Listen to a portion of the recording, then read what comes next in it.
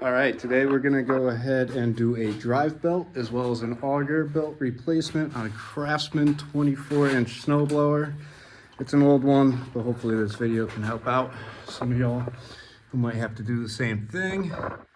If you're interested, there's the serial number of this particular model. I'm sure a lot of the thought pretty much applies throughout the Craftsman line for a period of years there. So this helps you out, great. The tools necessary here are pretty straightforward. We've got a 10mm socket. We'll talk about that in a second. That's probably not actually valid. However, what is valid is the 1/2-inch driver. I believe this is 9/16. A drill is always helpful. You don't need it. You can do it old school with the manpower. And then I just got a couple wrenches here, as well as a pair of pliers, wire strippers, but they'll get me where I need to be. Wire strippers are going to be the first, pliers are going to be the first step here. To do this replacement, we're going to want to go ahead and split this guy in two. And in order to do so, our first step is going to be pulling this cotter pin. Cotter pin's out, stash it somewhere safe. This lets you slide this bar out. Beyond that, it's really just 6 bolts and a possibly a belt. This particular one blew the belt for the auger, so that's not going to be holding us in place at all. Go ahead and grab your 1/2-inch driver. Actually, before you do that, when you split it in half, it's going to want to fall in 2 parts. You can let it do that if you want. I'm taking a jack stand. You can take 2x4s, whatever you got hanging around. Basically, just make it easy on yourself. So 6 bolts, 1, 2, 3. Other side looks exactly the same.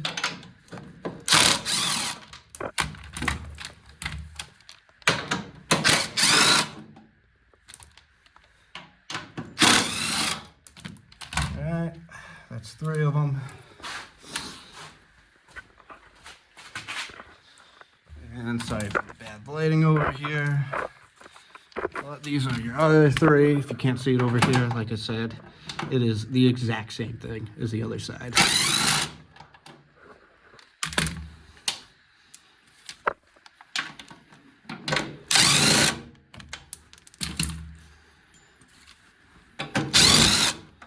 And you can see it move a little bit there with that last bolt that came out.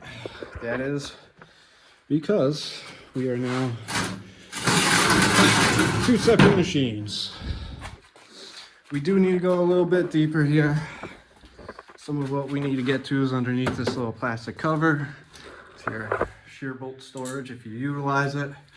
This is a 10mm socket. You might, in fact, you probably will not find 10mm bolts on your machine. The reason they're on my machine is because I took this apart at one point or the other, lost them, and had 10mm on hand. So definitely a different size. Probably the SAE equivalent here. You're just gonna lift this straight up, put it aside. If you haven't been keeping track of your bolts, now a good a time as any to start. And here we've got where we're gonna be working. So we've got our auger pulley. Top goes there, bottom goes over there, and we got our drive pulley.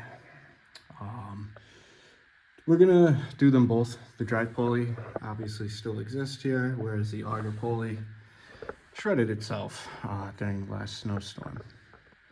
So in order to get this started, we're actually gonna grab a flathead screwdriver, go back over to this other side.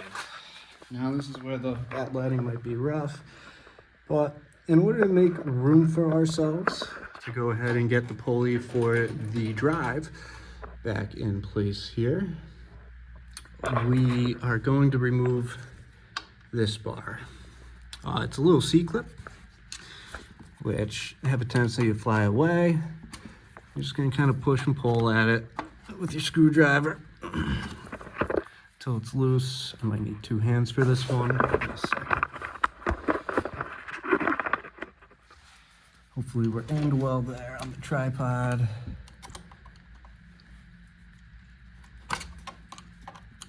So once you get it off a little bit, you can kind of sneak your screwdriver in, hold it with your finger, just pull it off. So at this point, this guy should, yep, slide out.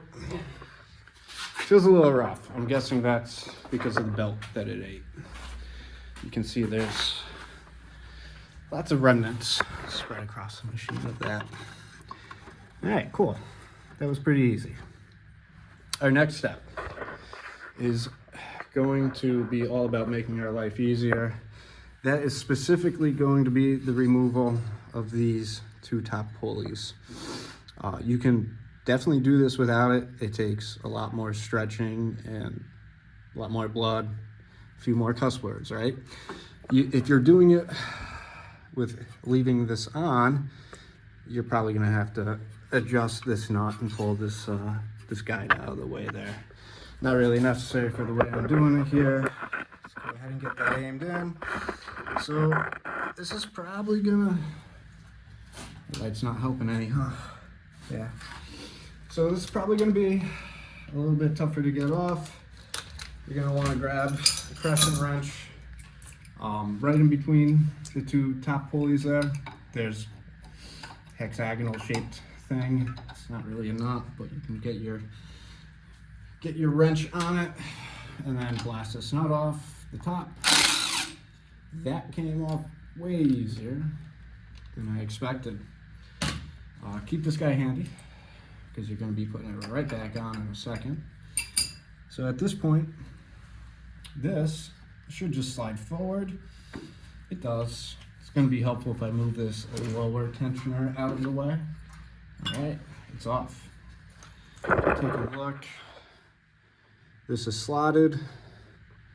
This has a slotted guide on it, printed, super easy to see. You're only gonna get it on if you hit the slot. Let's go ahead and get this drive belt out of here. The removal of that bar plier should have made it easy enough for us to get a little bit of play in here, and it did. Perfect. So at this point, you're gonna go ahead, grab your new belt. That new belt is going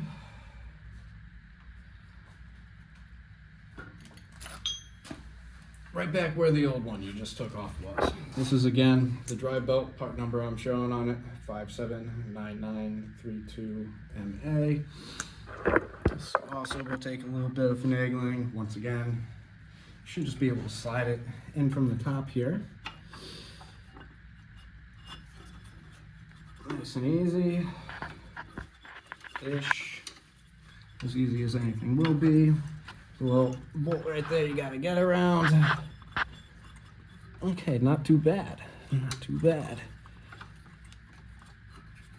So we are on our lower section of the pulley down here. You can feel it nice and easy. I will note, I did take the base plate off of this prior to starting the video. Before we button this thing back up and throw some snow with it, I'll go ahead and show you how to put that back on. Obviously the removal's the reverse of installation. Not too bad. I would definitely recommend taking it off. Saves you a little bit of struggle here. All right, let's go ahead and get this drive belt going. Pull the tensioner back. Maybe, I might not need to. Let's put the pulley back on. Now pull the tensioner back.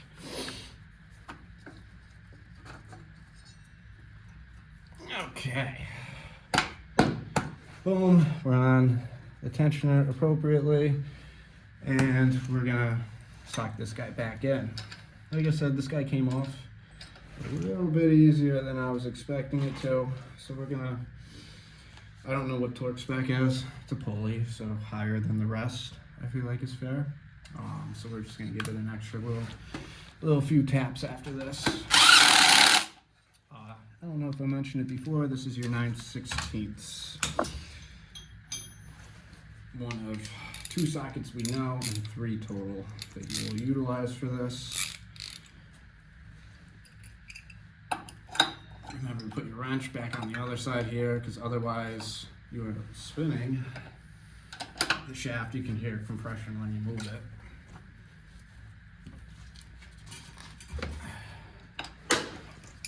Tight enough.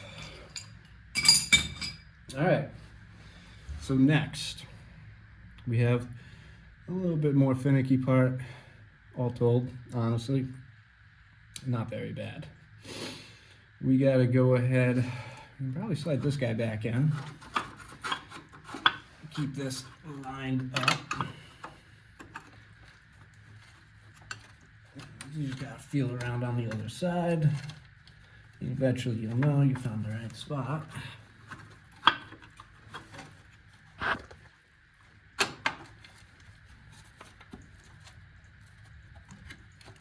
Or you won't. We'll take a look and see where we land. Oh yeah, got a little ways to go here. Maybe the shop light will help out.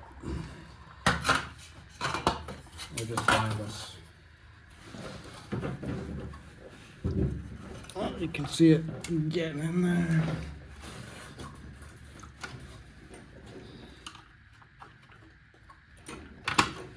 All right, beautiful. So we'll put that little C-clamp back on right now. I don't know what the best way to do this is, honestly. I think having this on at this point is going to help with the rest of the process. So we'll leave it there. We can always pull it back out if we need to. So go ahead and grab your pulley belt, or they're all pulley belts, huh? The auger belt. This guy, a little bit easier to get in place. You're gonna have to weasel it past that guide. That guide, I can probably loosen that and pull it in a little bit. It could definitely sit probably a little tighter once everything's set and done here. Putting the top on is easy. Putting the bottom on isn't hard. But it's a little bit more finicky. Obviously, we're going to need to go ahead and make sure that we take this and sit it in that over here. But we also, at the same time, have to go ahead and close the shell back in on itself. And I'm going to leave that top part off for now, the plastic housing, this guy. It's easy enough to sneak in there later. I'd recommend leaving it off for this part. You may have noticed as you were removing the screws that house or that bring the two body parts together, some are shorter, some are longer. The longer ones are there for you for the bottom. If you can see in the poor light, this hole and this hole go together. That's not a hole though, that's a slot. So engineers at Craftsman did at least think about the most annoying part of this, and the fact that you're probably doing it alone. It's probably cold out, and there's probably snow on its way, because isn't that how it always goes? If you put the two long ones in the bottom here, just a little bit, not all the way, they're going to provide you with finger quotes, a guide to help you get this thing back together. That being said, it's still not fun to get back together.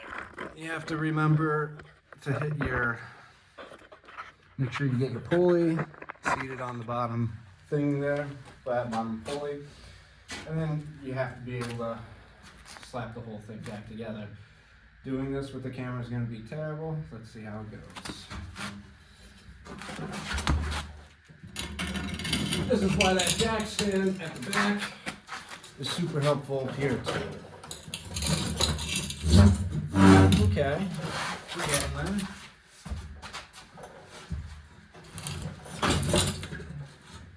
Okay. That did not go so bad, but nothing I did had anything to do with it. You can see, pull it here.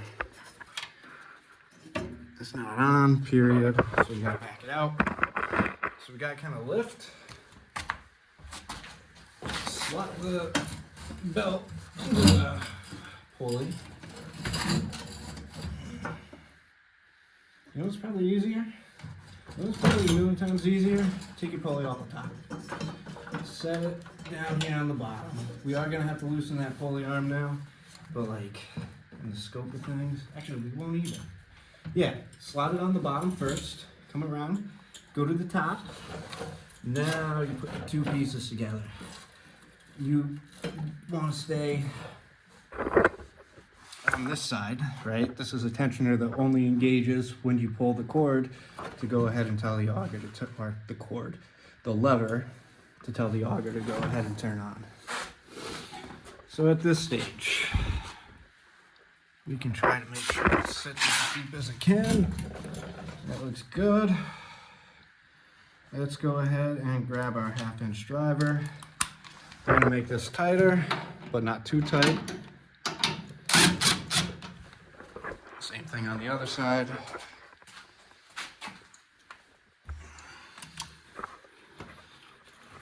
Pull them together a little bit.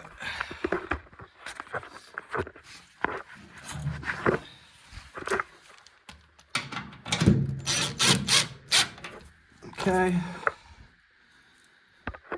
And now, this is the fun part. Trying to keep everything the way you have it without losing it, like the tripod. And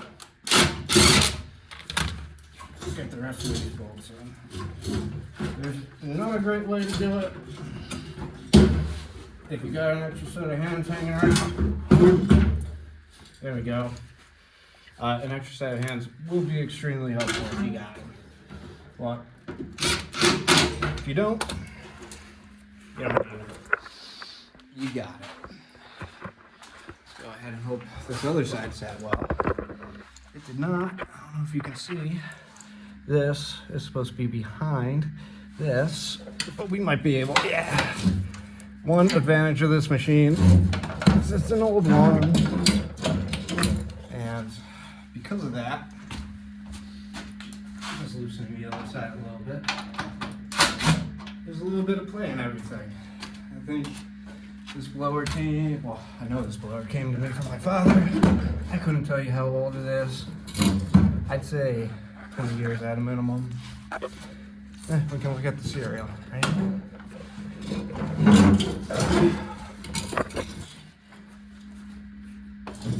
Alright, so this side's being wonky.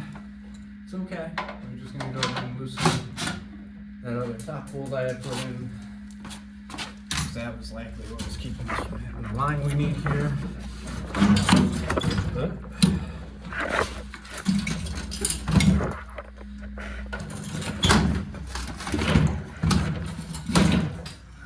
So, if I could, I could cut this out.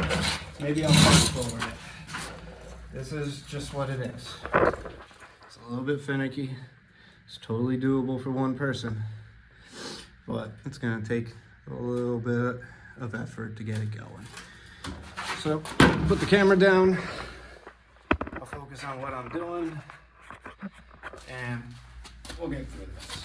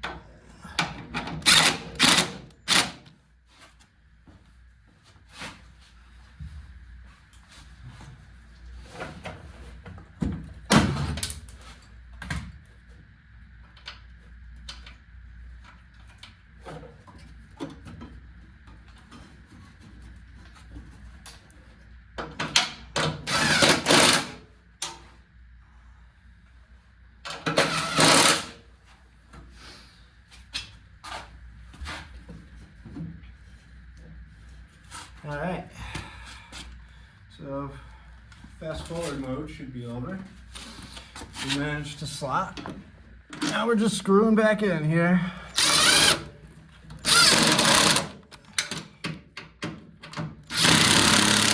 Nice and tight. I think I managed to lose a bolt, which isn't great, but easy enough to replace.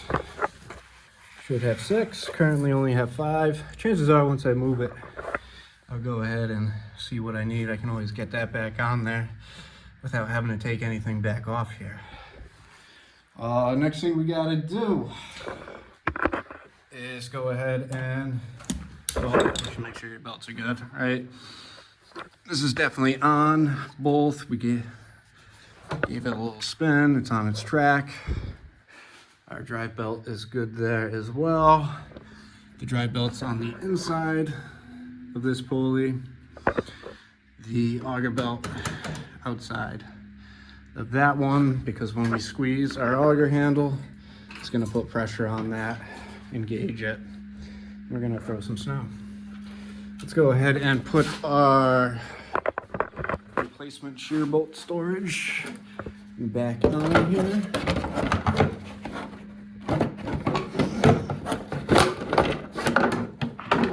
A little finagly, but like I said,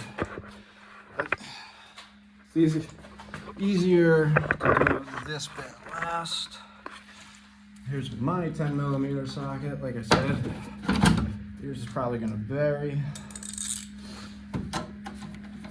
because I don't think Craftsman was using metrics here. I'll pinch that piece of plastic back in. Same thing on the other side.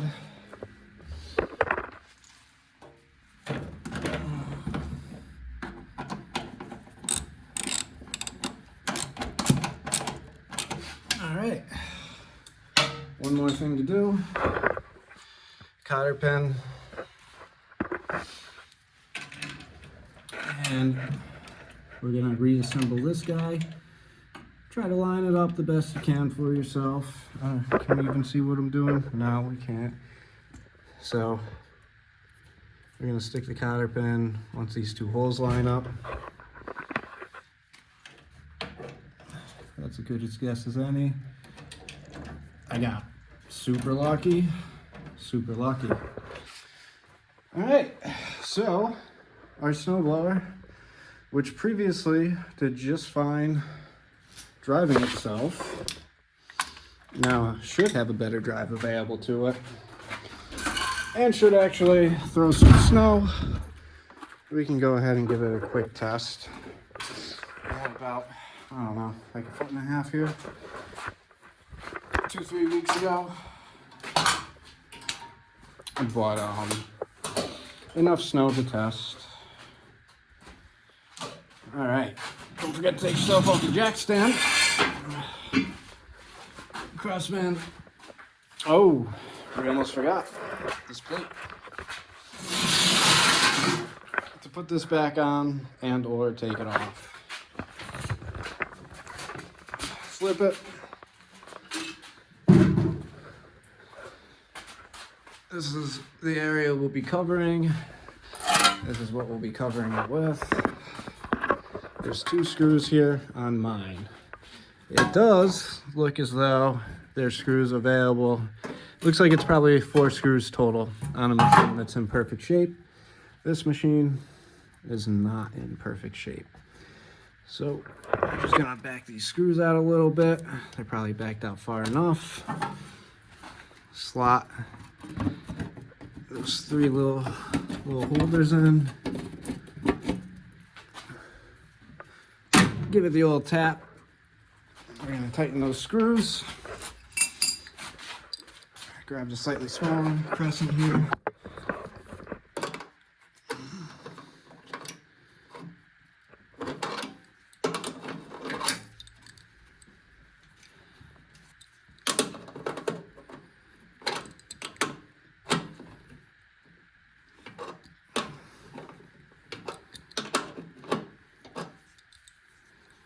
Yeah, I've been loosening it that whole time, huh? We'll probably fast forward through me figuring out righty-tighty, lefty-loosey for the 10,000th and first time in my life. I think I got it that time, though. Right? Yeah. All right. We may or may not. I don't know. It's entirely possible that it might not want to start right now on account of being flipped on its end like that, but let's see. The old electric start button, flip our switch. The key in this is bypassed because this is my machine and it is an old machine. Pumping it, I don't know, like 8 times. Choke full.